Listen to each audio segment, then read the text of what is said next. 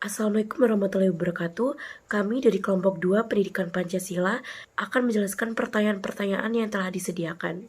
Saya, Atika Salviana Rahmadani dari Prodi Hubungan Internasional dengan NIM F1G 023026. Halo, saya Maliha Binta Maulida dengan NIM F1A 023133 dari Sosiologi 23. Aku, Jasmine Syalifianto dengan NIM F1A 023113. Perkenalkan, nama saya Lani Rahayu Safitri, Prodi Hubungan Internasional dengan NIM F1F023006. Perkenalkan, saya Nur Alia Zahra dengan NIM F1F023058. Perkenalkan, saya Kisyana Salsabila dengan NIM F1F023075 dari Prodi Hubungan Internasional. Halo semuanya, perkenalkan nama saya Nazwa Humaira dari jurusan Hubungan Internasional dengan NIM F1F023076. Saya Aurela Azara dari jurusan Ilmu Komunikasi dengan NIM F1C023003.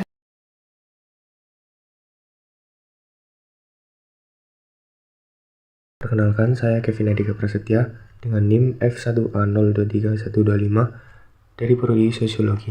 Halo semua, perkenalkan, nama saya Sulada Paramadani dengan NIM F1F023065 dari jurusan Hubungan Internasional. Perkenalkan, nama saya Rasyik Airsanto dengan NIM F1D023083. Perkenalkan, nama saya Filza Nurazrin Razani dengan NIM F1D023094.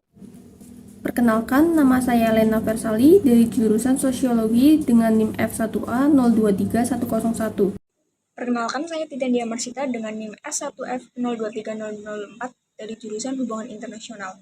Halo semua, aku Rizkia Nandita Putri dari jurusan Hubungan Internasional dengan NIM F1G023025.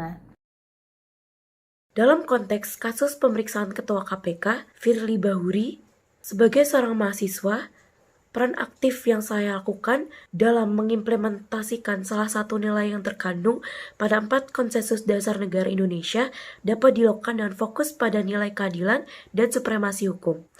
Dan berikut beberapa langkah yang kami ambil. Yang pertama ada pendidikan hukum dan kesadaran masyarakat.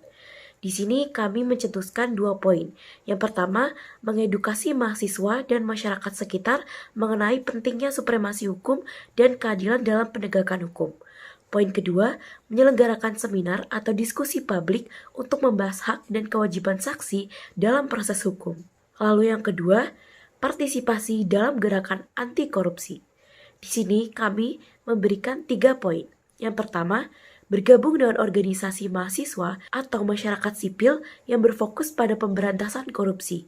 Poin kedua, mengorganisir kegiatan-kegiatan aksi atau kampanye anti korupsi sebagai dukungan terhadap upaya pemberantasan korupsi. Yang ketiga, berkolaborasi dengan organisasi anti korupsi untuk meningkatkan kesadaran dan partisipasi dalam upaya pencegahan dan pemberantasan korupsi. Untuk implementasi selanjutnya, yaitu poin 3, ada advokasi untuk transparansi dan akuntabilitas antara lain. 1. Memastikan bahwa proses hukum yang dijalani Firly Bahuri berlangsung secara adil dan transparan. 2. Mengadvokasi hak-hak individu, termasuk hak Firly Bahuri sebagai saksi, untuk memastikan bahwa prinsip-prinsip keadilan dihormati. 3. Mengadvokasi reformasi hukum yang mampu menghasilkan kebijakan yang lebih baik dan sistem penegakan hukum yang lebih transparan dan adil. Yang keempat, mendorong agar proses pemeriksaan terhadap Firly Bahuri dilakukan secara transparan dan akuntabel. Yang kelima, meminta KPK dan lembaga terkait untuk memberikan informasi yang jelas dan terbuka terkait kasus ini. Selanjutnya, yang keempat, monitoring dan evaluasi kinerja KPK. Antara lain, 1. Melakukan pemantauan terhadap langkah-langkah yang diambil oleh KPK dalam menangani kasus ini. Yang kedua, menuntut transparansi dan akuntabilitas dari KPK agar dapat dipercaya sebagai lembaga penegak hukum yang independen. Selanjutnya, yaitu poin nomor 5, kritik konstruktif dan penelitian independen. Pertama, melakukan penelitian independen mengenai kasus tersebut untuk memahami secara mendalam fakta-fakta yang terjadi. Kedua, memberikan kritik konstruktif terhadap proses pemeriksaan dan langkah-langkah yang diambil oleh KPK. Selanjutnya, poin nomor 6, menjunjung tinggi asas praduga tak bersalah. menekankan pentingnya prinsip praduga tak bersalah dalam proses hukum dan memastikan bahwa setiap individu, termasuk Firly Bahuri, memiliki hak untuk membela diri. Peran kita sebagai mahasiswa dalam mengimplementasikan salah satu nilai yang terkandung dalam Konsensus Dasar Negara, yaitu Pancasila, mengenai keadilan dan supremasi hukum terkait kasus Firly Bahuri, yaitu penggalangan dukungan masyarakat. Menggalang dukungan masyarakat untuk mendukung upaya pemberantasan korupsi dan menegakkan hukum dengan adil. Menyuarakan aspirasi untuk penegakan hukum yang adil dan transparan melalui media sosial atau petisi. Selanjutnya, pengawasan terhadap proses hukum. Melakukan pengawasan terhadap proses hukum yang melibatkan Firly Bahuri termasuk memastikan bahwa prinsip praduga tak bersalah dijunjung tinggi dan hak-haknya dihormati. Kemudian, menjunjung tinggi prinsip HAM, yaitu menegaskan pentingnya penghormatan terhadap prinsip-prinsip hak asasi manusia dalam setiap tahap proses hukum, termasuk dalam kasus Firly Bahuri. Dengan mengambil langkah-langkah ini, kita sebagai mahasiswa dapat berkontribusi dalam mewujudkan nilai-nilai keadilan dan supremasi hukum dalam kasus pemeriksaan Firly Bahuri, serta membantu menciptakan lingkungan yang bersih dan adil. Korupsi adalah suatu bentuk ketidakjujuran atau tindak pidana yang dilakukan oleh seseorang atau suatu organisasi yang dipercayakan dalam suatu jabatan kekuasaan untuk memperoleh keuntungan yang haram ataupun penyalahgunaan kekuasaan untuk memperoleh keuntungan pribadi.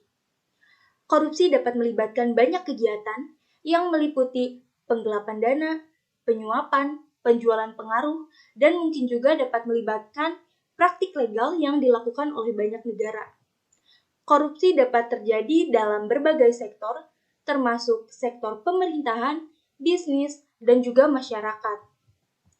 Korupsi dapat merugikan perekonomian, akuntabilitas, dan merugikan masyarakat secara umum. Nah, jadi seseorang melakukan korupsi itu tuh ada latar belakang atau faktornya. Jadi nggak semata dilakukan begitu saja. Nah, jadi faktor atau latar belakangnya tuh apa aja sih? Yang pertama adalah dorongan sifat manusia yang serakah. Jadi manusia itu tuh nggak ada yang sempurna dan pasti memiliki sifat serakahnya masing-masing. Tetapi apabila manusia itu tidak bisa menahan rasa atau sifat serakahnya itu, mereka pasti akan melakukan hal-hal yang bahkan haram, yang termasuk juga adalah korupsi. Nah, terus yang kedua adalah gaya hidup yang konsumtif. Jadi mereka tuh demi memenuhi kebutuhan sehari-hari mereka, material mereka gitu, mereka bahkan melakukan kasus korupsi ini gitu. Terus yang ketiga adalah dorongan dari keluarga. Tentunya orang-orang itu tuh pasti terpengaruh sama orang-orang di sekitar mereka kan. Nah, salah satunya itu adalah dari keluarga. Nah, bisa juga mereka melakukan kasus korupsi itu tuh demi kebutuhan keluarganya kayak gitu. Bahkan mungkin kalau misalnya ada ya bisikan-bisikan dari keluarga untuk bisa mereka tuh melakukan korupsi aja gitu. Terus yang selanjutnya adalah apabila seseorang itu tuh memiliki jabatan. Mungkin kita bisa mengenalnya tuh senioritas ya. Apabila memiliki jabatan tuh pasti mereka melakukan seenaknya. Salah satunya itu adalah korupsi gitu, karena mereka memiliki jabatan, mereka merasa kayak mereka bisa melakukan korupsi. Nah, lalu selanjutnya adalah apabila mereka bisa dibilang kekurangan dalam kebutuhan sehari-hari. Jadi mereka demi bisa menghidupi keseharian mereka melakukan kasus korupsi ini gitu. Selain pengertian dan juga penyebab terjadinya tindakan korupsi, bentuk dari tindakan korupsi itu sendiri beragam, seperti gratifikasi, suap penyuap, pemerasan, penyalahgunaan kekuasaan, dan lain sebagainya. Di Indonesia, kasus korupsi bukanlah suatu hal yang asing lagi, karena sudah banyak kasus-kasus korupsi yang diberitakan saat ini. Salah satu kasus korupsi yang menjadi perbincangan hangat saat ini ialah kasus korupsi yang dilakukan oleh Ketua Komisi Pemberantasan Korupsi atau KPK yang bernama Firly Bahuri. Dan kali ini kami akan membahas kasus tersebut secara mendalam. Dalam poin ini, kasus korupsi Firly Bahuri tersebut diduga berupa pemerasan, penyalahgunaan kekuasaan, pemaksaan orang lain, serta penerimaan diskon dan gratifikasi untuk kepentingan diri sendiri atau orang lain, yang dimana hal ini telah melanggar pasal 12E atau pasal 12B atau pasal 11 Undang-Undang Nomor 31 tahun 1999. Sebagaimana telah diubah dengan Undang-Undang Nomor 20 Tahun 2001 tentang Pemberantasan Tindak Pidana Korupsi. Ketua Komisi Pemberantasan Korupsi KPK Firly Bahuri diperiksa pada Polda Metro Jaya pada Jumat 20 Oktober 2023. Dia diperiksa sebagai saksi dalam kasus dugaan pemerasan yang melibatkan pimpinan KPK di lingkungan Kementerian Pertanian atau Kementan.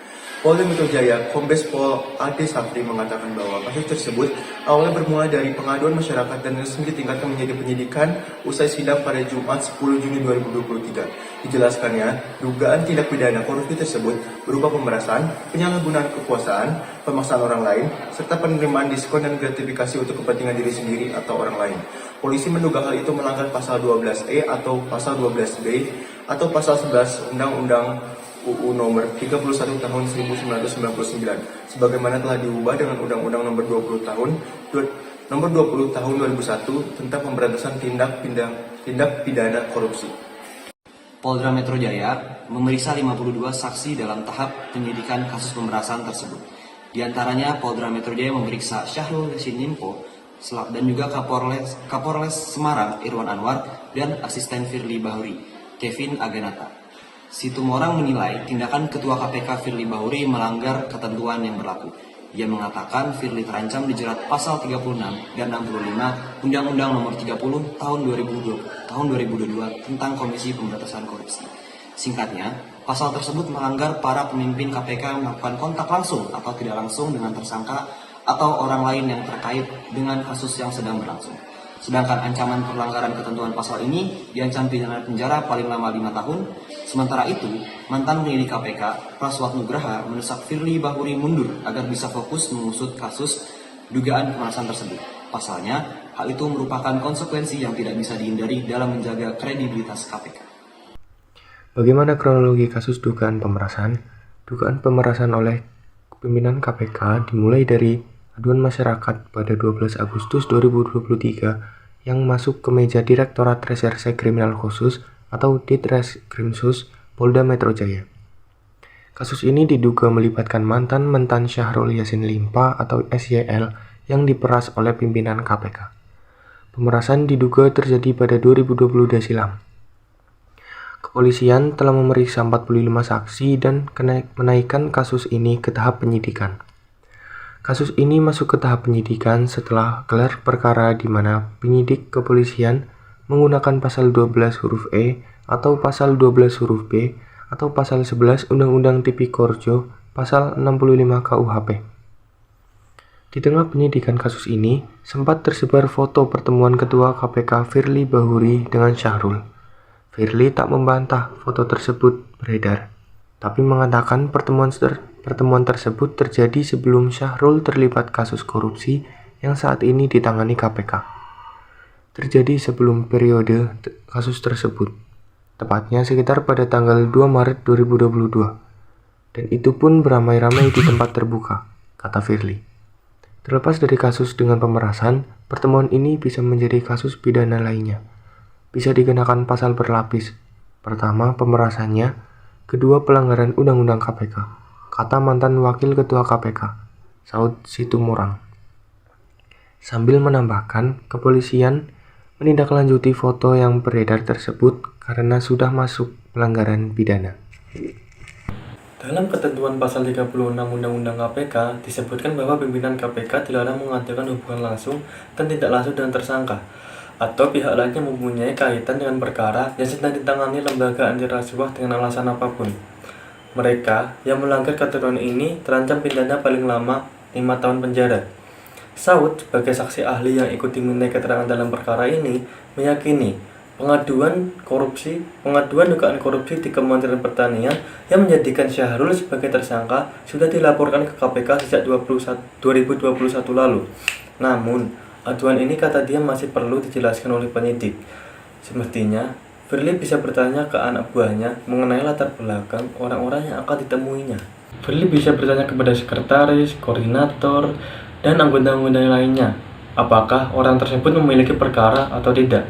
Jadi, itu kebenaran yang harusnya dijelaskan oleh Firly, tambah Saud. dalam kasus Firly Bahuri, kami memberikan beberapa solusi inovatif yang tentunya mampu untuk mengurangi angka kejahatan korupsi di Indonesia. Yang pertama yaitu melakukan tindakan atau upaya mitigasi, di mana upaya mitigasi itu bertujuan untuk mencegah agar terhadap resiko terjadinya kasus korupsi. Hal ini meliputi pendampingan program pemerintah dan juga menjadi mitra pemerintah sejak penyusunan program perencanaan pembangunan. Di sini saya akan memaparkan poin kedua dari solusi kasus korupsi Firly Bahuri. Yang kedua adalah pendidikan dan pelatihan. Meningkatkan serta memberikan pendidikan dan pelatihan sumber daya manusia terkait dengan wawasan kebangsaan dan cinta tanah air. Hal ini juga meliputi pendekatan pendidikan masyarakat yang merupakan upaya pencegahan korupsi yang lebih utama. Di sini saya akan memaparkan solusi kasus korupsi Firly Bahuri, yaitu pencegahan korupsi. Melibatkan seluruh elemen masyarakat, termasuk mereka yang pernah terjerat perkara korupsi. Hal ini juga meliputi pembenahan sistem dan tata kelola anggaran, serta menerapkan reward dan punishment di lingkungan instansinya. Di sini saya akan menjelaskan solusi kasus korupsi Firly Bahuri, yaitu pendekatan terintegrasi dan menyeluruh. Pemberantasan korupsi perlu dilakukan terintegrasi dan menyeluruh dengan upaya-upaya pencegahan serta monitoring atas pelaksanaan program-program pemerintah. Nah, di sini solusi yang nomor 5 adalah penerapan hukum yang adil, tegas, dan juga profesional yang dapat diraih oleh yang pertama, kerjasama yang baik dari lembaga pemerintahan dan lembaga hukum di Indonesia agar tidak terjadi tumpang tindih kewenangan yang dapat mempengaruhi proses penyelidikan suatu tindak korupsi. Yang kedua, penyelidikan yang dilakukan dengan profesional, yaitu tidak tersentuh oleh intervensi politik atau pengaruh-pengaruh dari pihak luar. Yang ketiga, perlindungan kepada para whistleblower atau para pelapor suatu tindak korupsi. Hal ini sudah tercantum di dalam Undang-Undang Nomor 19 Tahun 2016 sebagai pengganti Undang-Undang Nomor 30 Tahun 2002 tentang Lembaga Pemberantasan Tindak Korupsi di Indonesia atau KPK. Yang keempat, pengadilan yang terbuka dan transparan agar para media dapat meliput dari proses persidangan hingga hasil persidangan itu keluar. Yang kelima, pemberian hukuman yang sebanding. Pemberian hukuman yang sebanding tanpa melihat latar belakang para pelaku maupun status sosial dan politik mereka. Nah, dengan menerapkan solusi-solusi inovatif yang sudah dijelaskan oleh teman-teman saya dan juga saya, diharapkan dapat memperkuat dalam upaya pemberantasan korupsi untuk menciptakan tata kelola kenegaraan yang lebih baik, lebih bersih, juga lebih transparan, agar masyarakat Indonesia dapat lebih percaya terhadap penegakan hukum di Indonesia. Terima kasih.